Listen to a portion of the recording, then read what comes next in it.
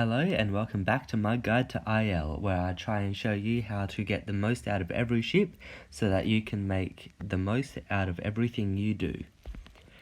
Today I'm going to be talking about the individual agreements. These are the ones that you sign at the start of a server over this little one, and there's 3 options for you unless it's a Season 1 server, in which case it's already picked out for you and it's the blue one called the individualist agreement. And unless you're in that situation, I advise against choosing that one, and I'll explain why in a second. But before we get into all of that, I'd just like to ask you to like, comment, and subscribe. It does help me out. I've got a ton of subscribers, at least by my standards, since I've last posted. Last time I posted I was at around 75-ish subs or 80-ish subs, and now I'm at over 110, which is quite a big jump, especially considering I haven't been posting. So thank you for that, and I hope to continue to see this channel grow. And unfortunately, I can't promise or tell you how regular upcoming videos will be. All I know is that I will endeavour to make content when I get the chance. I've just been pretty busy trying to deal with all the study and everything like that. So without further ado, let's get into it.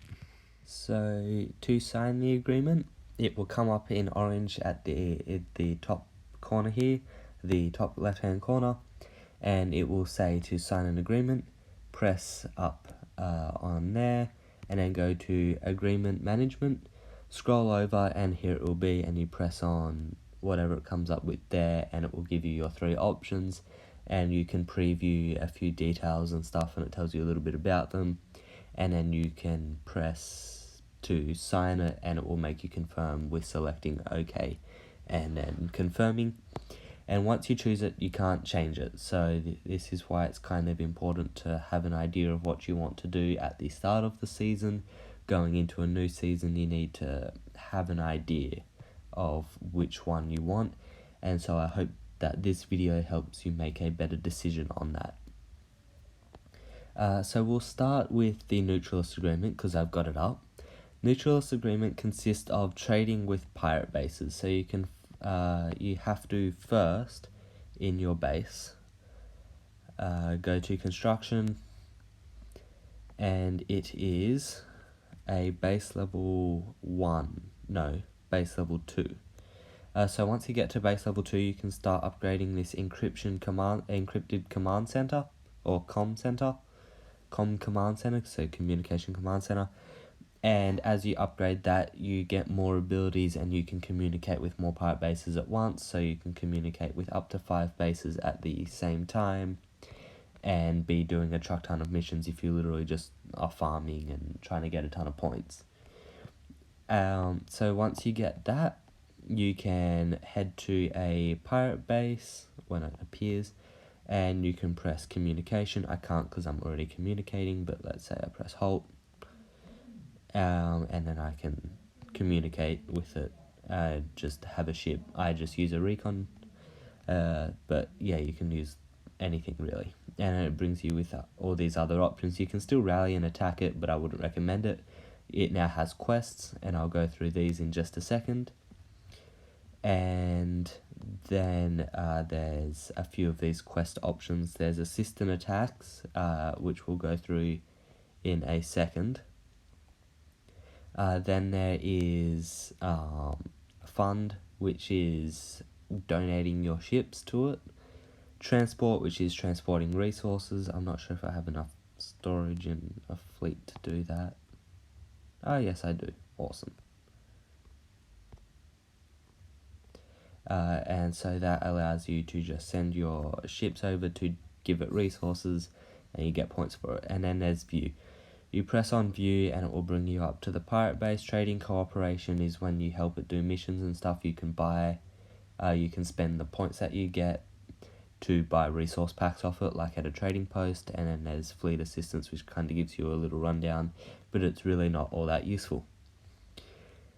So you do this, you complete the missions. As you do, it will you will start to level up the base. If you go up the top, it will tell you the level and have an info button.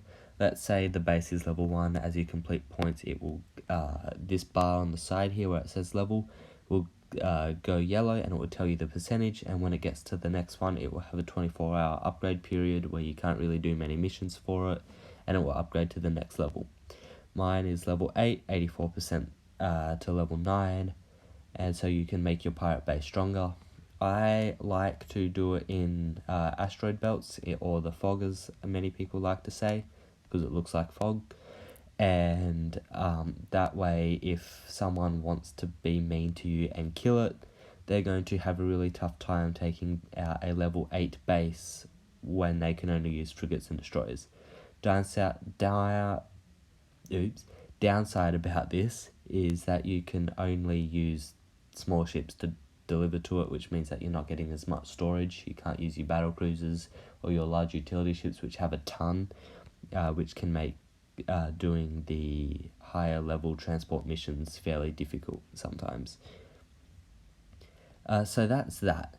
Now the payoff, aside from keeping your points until the end of the season to exchange them into Dawn points, is that you can use the points to do assist in mining once you reach a certain level, which essentially you can spend 25, I believe it's 25 points. That's exhausted. God damn it.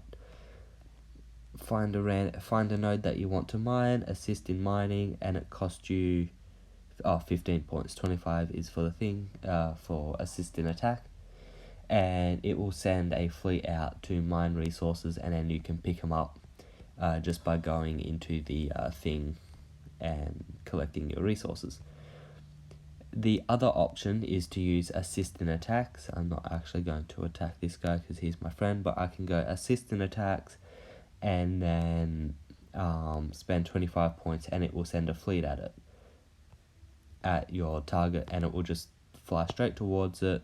It only tells you the ETA at the start. After that, you can't see it. You have no control over the fleet at all. It will just go straight there and attack, and it will cost you 25 of your points.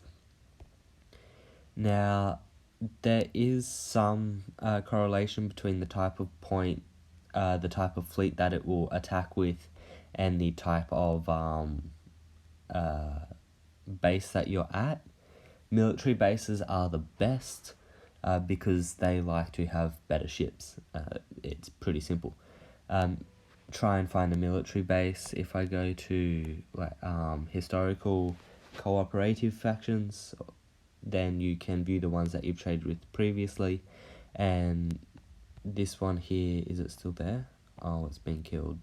This one here was a military thing, and at level 5 it will send level 11 pirate fleets, whereas other ones like this one here, which is a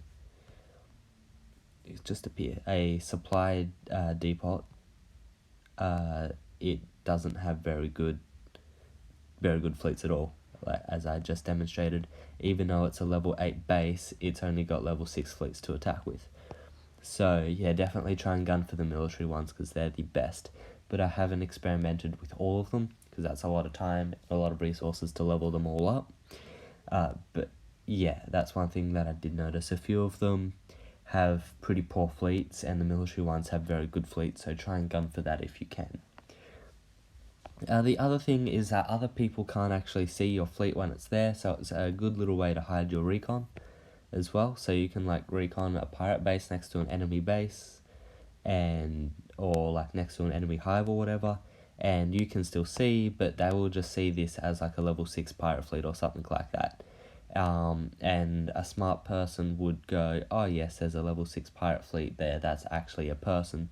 But to attack it, they have to attack this, so they might take a fair bit of damage, and they actually have to see it.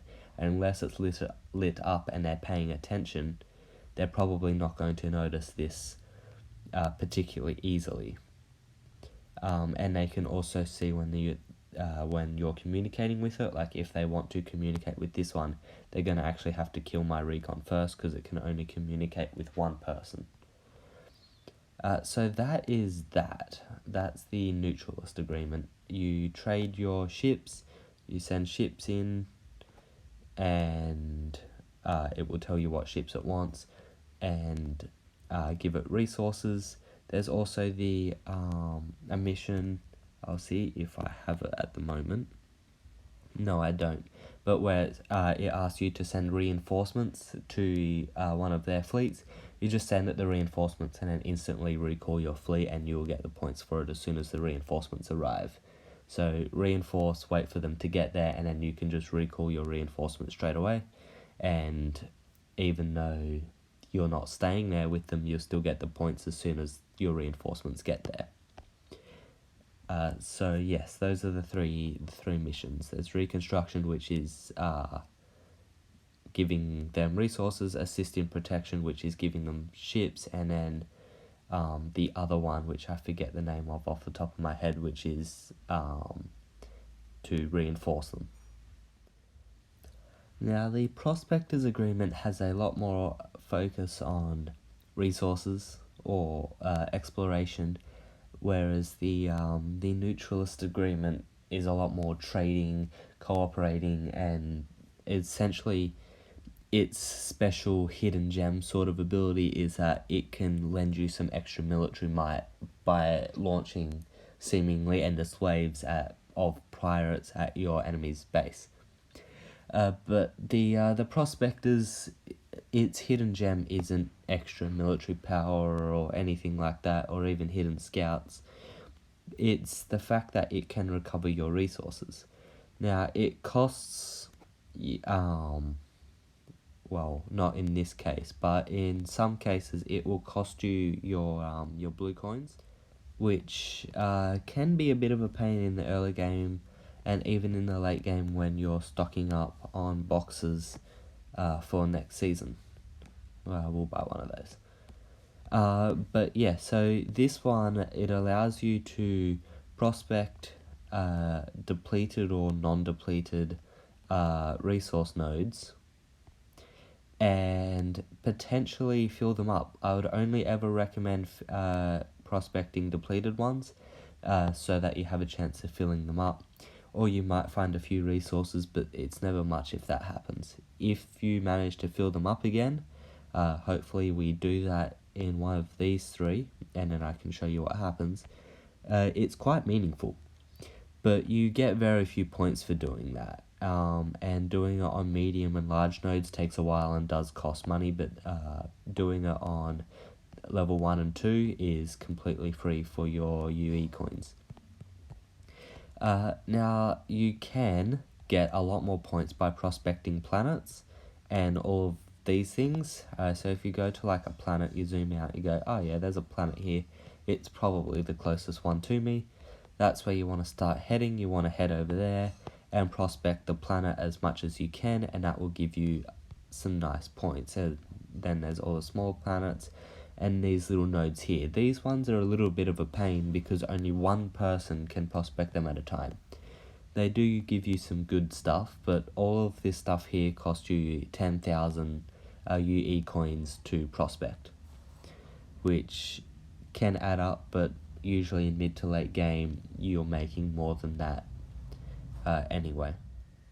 With all your maxed out habitats, you're making over 16k every 10 hours. So like when it fills up, you'll have a little over 16k.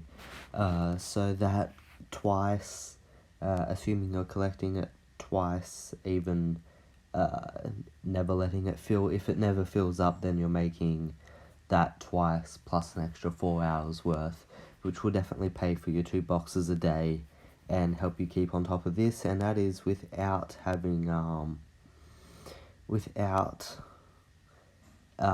docking the things that increase your yield. If you dock those, then your production will increase dramatically, like quite a lot, even by docking a level 1 to increase it by 300 every hour.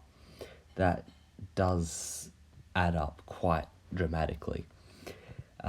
So docking 1 or 2 of those or more will definitely help keep you on top of your expenses and help you get heaps of points. I'm still waiting for the one of these to like refill our resources, which would be really awesome to demonstrate for you guys. I do have a video on the prospectors agreement when I very first found this out. So this pretty much has everything there, plus a little bit extra, I hope. This one you didn't see the notification, but it did find some metal. I will see if it's in here. Yeah, it found like 1,320 metal. So it did find some. Of course, when it does that, it doesn't find much, but when it refills these things, it refills them by quite a lot. How long does this have left? You can see how long it has left by pressing on the node or whatever that it's prospecting, and down the bottom it will tell you this still has 10 minutes left. So I'll probably just stop recording for 10 minutes or so, and then come back and screen record, and hopefully it comes up to show us if we've restored any things. It will come up in your system messages as well, and it will come up as a thing on your screen that you can dismiss quite easily and often not even notice what it is.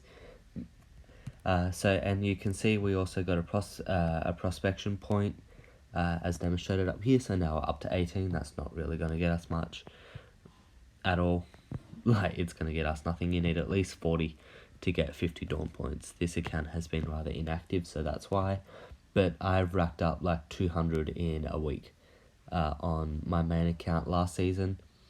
Countdown started and I was like, right, I want to buy 2 boxes. So I prospected the heck out of everything that I could, and despite all the people trying to destroy me, I still managed to rack up 200 points in a week. So it's really quite easy, especially if you have the funds to do it, and you don't need to worry about resources at all. The main thing about this is helping you support, survive in hives, keeping your resources topped up, so that you can continue mining there for longer, or surviving in remote areas that don't really have many or have low level nodes. Like if you need to be up in the fort, or you need to be in some kind of position and your AMPs keep getting wiped, or you don't even build them because they will get wiped, then definitely the prospectors agreement will help you be able to continuously mine, even where people would be like, yeah, no, that's not going to support me, because you can find an area that someone has mined dry and just be like, yep, well, I'm going to spend like 100,000 or so, or a few tens of thousands rather, of my blue coins, which aren't really worth anything in the long run, refill it up, and Bob's your uncle, you can go and continue to kick butt wherever you need to be kicking that butt. So yeah, that's the main thing for that. So here we go, a little while later, one of our miners has found some hidden reserves in one of our empty nodes. This can happen for nodes that still have resources in it, but it's generally handy to know that you can refill empty nodes. So here it tells us what's happened. We've discovered 32,573 crystal and 3,257 deuterium inside the crystal zone, and we can press on the cords. Here it is. I've already retreated the fleet, and this crystal zone down the bottom, it tells us how much there is. It went from empty to having 32,000.57 and 3,257 deuterium, and it was empty just a moment ago. So yes, we can refill our resources, and that is quite a reasonable amount for such a low level node as well. That is a lot. I've seen level 2 nodes have up to 4 million metal and stuff restored, which will keep you mining for a reasonable amount of time, considering you spent literally absolutely nothing to do that. And it does come up green. So it comes up green instead of white when there is stuff there, and it comes up with this little symbol here that shows you how much has been added. When you press on this prospection bonus effects, it tells you everything there, and we still got our points. So now we have 26. We've done lots of prospecting, and it's cost me most of my AP. But yeah, it doesn't refill every node. It is a chance. Sometimes you get unlucky like I just did and you don't refill very many nodes at all. Or sometimes you get very lucky and you refill pretty much every single node that you have a look at. So there is a little bit of randomness to it, but generally speaking, it is extremely useful to be able to refill all of your empty nodes just because of all of the obvious benefits of being able to refill your nodes. And, you know, one man's trash is another one's treasure, so when someone leaves behind a really dense area of exhausted nodes, just go top it up and good to go. Yeah, so I hope that this helped you guys to decide what agreement you are going to choose for your next season, or if you're choosing one right now. Yeah, please like, comment, and subscribe. Let me know if you have any questions or you want me to cover anything. I will get around to it, covering whatever you have suggested as quickly as possible if I can actually do it. But as I mentioned at the start, I can't promise when I'll be able to release videos. Please also join me on Discord. I am fairly active on Discord, much more so than I am making videos. It's just easier to get on there. You can chat to me, ask questions, talk to all the other people that's on there, and when I am making regular content or making any plans, I post pretty much everything on there as well. I'll post a link in the description below. Thank you for watching, have a good one, and I will catch you next time.